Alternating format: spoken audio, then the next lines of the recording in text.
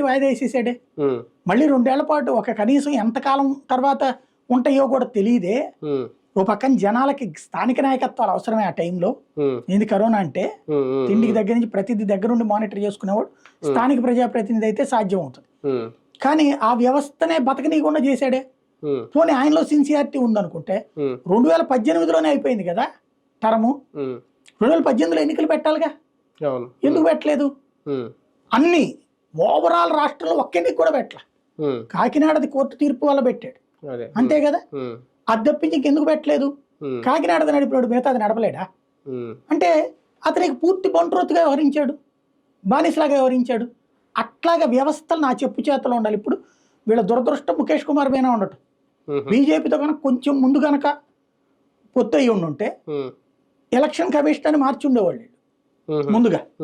ఆ ప్లేస్ లో వేరే వాళ్ళని పెట్టుకుని ఉండేవాళ్ళు.